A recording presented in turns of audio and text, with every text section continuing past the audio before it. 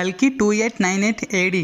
ఈ movie story విషయానికి వచ్చినట్లయితే ఒక పీరియాడిక్ స్టోరీని కంటిన్యూ చేస్తూ ఫ్యూచర్లోకి తీసుకెళ్లిన కథనే ఈ కల్కి 2898 ఏడి. ఈ సినిమాను ఒక ఫ్యూచరిస్టిక్ కాన్సెప్ట్ తో వండర్ఫుల్ స్క్రీన్ ప్లే తో అద్భుతంగా తెరకెక్కించాడు డైరెక్టర్ నాగశ్విన్.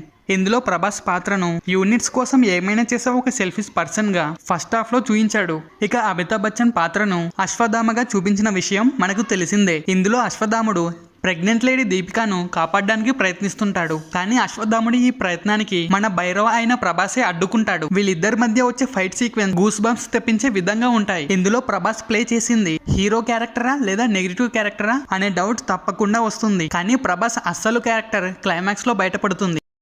అదేంటని ఇప్పుడే రివీల్ చేస్తే మీరు సినిమా చూసినప్పుడు అంత ఎగ్జైటింగ్ గా ఫీల్ అవ్వరు. ఇక కమల్ హాసన్ నెగిటివ్ రోల్ కూడా విలన్ గా చాలా వండర్ఫుల్ గా ఉంది. సినిమాలో ఒక డిఫరెంట్ లుక్ తో ఒక డిఫరెంట్ క్యారెక్టర్ ప్లే చేశాడు. ఇక విజయ్ దేవరకొండ, దుల్కర్ సల్మాన్ క్యారెక్టర్స్ కూడా స్టోరీలో చాలా ఇంపాక్ట్ చూపించే క్యారెక్టర్స్. ఇందులో విజయ్ దేవరకొండ ఎంట్రీ సీన్ చాలా అమేజింగ్ గా అనిపిస్తుంది. ఇక ఇందులో నాని కూడా ఉన్నాడని టాక్ వచ్చింది. కానీ ఇందులో నాని అడ్రస్ లేడు. ఇక కీర్తి సురేష్ వాయిస్ తో ఉన్న బుజ్జి క్యారెక్టర్ అయితే భైరవ కన్వర్జేషన్ తో చాలా ఫన్ జనరేట్ చేస్తుంది. సినిమా ఫస్ట్ హాఫ్ లో కామెడీకి ఎక్కువ ప్రయారిటీ ఇచ్చిన సెకండ్ హాఫ్ లో యాక్షన్ సీన్స్ మాత్రం వేరే లెవెల్లో ఉంటాయి.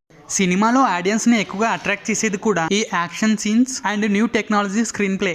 ఈ స్క్రీన్ ప్లే ఒక విజువల్ ట్రీట్ లా ఉంటుంది. ఈ స్క్రీన్ ప్రజెన్స్ చూస్తే టాలీవుడ్ థియేటర్స్ లో హాలీవుడ్ సినిమాను చూసిన ఫీలింగ్ వస్తుంది. ఇక క్లైమాక్స్ ఇచ్చే ట్విస్ట్ కి ఫీజులు ఎగిరిపోతాయి. ఆ రేంజ్ లో ఉంది. సినిమాలో ఆడియన్స్ కి ఎప్పటికీ గుర్తుండిపోయేలా pre interval scene and climax అలా ఉన్నాయి. ఇక మనం ఊహించినట్టుగానే కల్కికి సీక్వెల్ కూడా ఉంది. ఇక సలార్ పార్ట్ 1 బాక్స్ ఆఫీస్ దగ్గర 700 కోట్లు కలెక్ట్ చేస్తే కల్కి పార్ట్ 1 బాక్స్ ఆఫీస్ దగ్గర ఎంత కలెక్ట్ చేస్తుందో చూడాలి. మరి మీ అంచనా ప్రకారం కల్కి ఎంత కలెక్ట్ చేయగలదు అనుకుంటున్నారు? కామెంట్ లో చెప్పండి. అండ్ వీడియో నచ్చితే డెఫినెట్ గా లైక్ చేసి ఛానల్ ని సబ్స్క్రైబ్ చేయండి ప్లీజ్.